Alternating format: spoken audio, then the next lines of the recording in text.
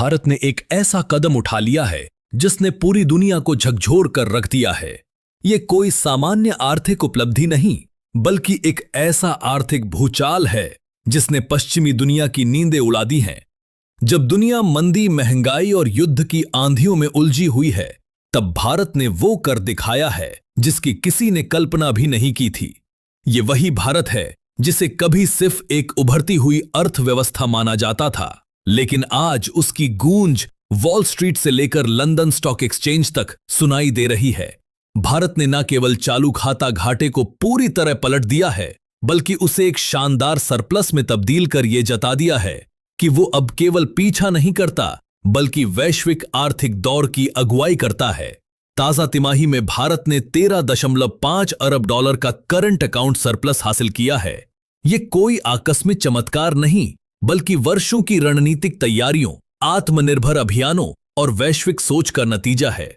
कभी जो देश चालू खाता घाटे के बोझ तले दबा रहता था, उसने आज 1.3% जीडीपी के बराबर सरप्लस दिखाकर दुनिया को यह संदेश दे दिया है कि भारत अब खुद को संभालने के साथ साथ दूसरों को भी रास्ता दिखाने की स्थिति में पहुंच चुका है। पिछले साल की तुलना करें तो इस तिमाही में भारत ने 3 गुना ज्यादा मुनाफा कमाया है।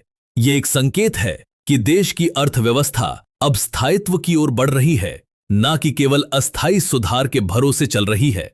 इस शानदार आर्थिक छलांग के पीछे कुछ बेहद अहम घटनाएं हैं जिनका विश्लेषण जरूरी है। सबसे पहले भारत को विदेशी कंपनियों को देने वाले भुगतान में भारी कमी देखने को मिली है, चाहे वो ब्याज हो या लाभांश। इसका सीधा अर्थ यह है कि भारत से डॉलर का प्रवाह कम हुआ और इसके परिणाम स्वरूप हमारा विदेशी मुद्रा भंडार मजबूत हुआ।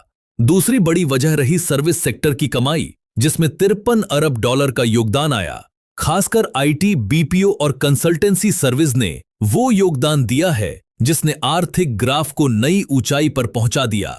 तीसरी अहम वजह रही व्यापार घाटे में मामूली गिरावट। हालांकि यह गिरावट बहुत ज्यादा नहीं थी, लेकिन अर्थव्यवस्था के समीकरणों में इसका असर बहुत गहरा पड़ा। जब वैश्विक महाशक्तियां आर्थिक संकटों में उलझी हुई हैं, तब भारत की यह मजबूती एक उदाहरण बनकर उभरी है। भारत ने यह दिखा दिया है कि वो केवल पश्चिमी देशों के निर्देशों पर चल। हालांकि पूरे साल में भारत ने नेट इनफ्लो के तौर पर 3.6 अरब डॉलर जरूर हासिल किए, लेकिन ये पिछले साल के 54 अरब डॉलर से कहीं कम है। लेकिन इस निराशाजनक पहलू के बीच भी एक ऐसा क्षेत्र है जहां भारत ने दुनिया को चौंका दिया है। वो है विदेशी वाणिज्यिक उधारी, यानी एक्सटर्नल कमर्शियल बोरोइंग। भारत ने इस तिमाही में 7 अरब 4 करोड़ डॉलर का कर्ज हासिल किया, जबकि पिछले साल यही आंकड़ा मात्र 6 अरब डॉलर था। ये स्पष्ट करता है कि भारत की क्रेडिट रेटिंग और वैश्विक वित्तीय संस्थाओं में उसकी साख मजबूत हो चुकी है। अब भारत को कम ब्याज दरों पर कर्ज मिल रहा है, जिससे विदेशी मुद्रा का प्रवाह बेहतर हुआ है और रिजर्व पर सकारात्मक असर पड़ा है। भारत के फॉरेक्स रिजर्व में भी जबरदस्त बढ़ोतरी हुई है। चौथी तिमाही में इसमें 8.8 अरब डॉलर की बढ़त देखी गई। भले ही ये पिछले साल की तुलना में कम हो, लेकिन ये बढ़त कहीं ज्यादा स्थिरता लिए हुए है। यही स्थिरता बैंकिंग सेक्टर को आत्मविश्वास दे रही है और अर्थव्यवस्था को मजबूती प्रदान कर रही है। विशेषज्ञों का मानना है कि अगर कच्चे तेल की कीमतें काबू में रहीं, तो अगला वित्त वर्ष भारत के लिए और भी सुनहरा हो सकता है और चालू खाता घाटा 1% से भी नीचे आ सकता है। अब बात करते हैं उस फैसले की जिसने पूरी दुनिया को चौंका दिया। भारतीय रिजर्व बैंक द्वारा 100 टन से ज्यादा सोना विदेशों से भारत वापस मंगवाना ये कोई सामान्य कदम नहीं था। ये रणनीतिक दृष्टिकोण का परिचायक है, जो बताता है कि भारत अब वैश्विक अनिश्चितताओं को देखते हुए खुद को हर मोर्चे पर सुरक्षित करना चाहता है। अब भारत के पास लगभग 200 मीट्रिक टन सोना देश के भीतर है, जबकि विदेशों में रखा गया सोना घटकर 367 मीट्रिक टन रह गया है। ये कदम दर्शाता है कि भारत अब अपनी संपत्तियों को विदेशी नियंत्रण से बाहर निकालकर स्वदेश में सुरक्षित करना चाहता है। ये सोना पहले लंदन के bank on of England, Switzerland के bank on of international settlement और अमेरिका के फेडरल रिजर्व में रखा गया था। लेकिन अब भारत धीरे धीरे ये स्टॉक स्वदेश ला रहा है। 31 मार्च 2024 तक। इसके अलावा इस कदम से भारत किसी अंतर्राष्ट्रीय संकट के समय ज्यादा आत्मनिर्भर रहेगा।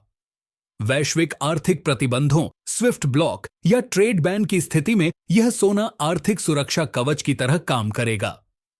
यह सिर्फ एक नीति बदलाव नहीं, बल्कि भारत की रणनीतिक परिपक्वता का प्रमाण है।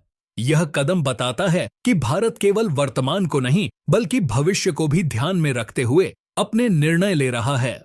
चाहे वह चालू खाता, सरप्लस हो, विदेशी कर्ज की रणनीति हो, सर्विस सेक्टर की कमाई हो या फॉरेक्स रिजर्व का प्रबंधन, हर क्षेत्र में भारत ने यह साबित कर दिया है कि वह अब वैश्विक अर्थव्यवस्था को सिर्फ फॉलो नहीं करता, बल्कि दिशा देने की क्षमता रखता है।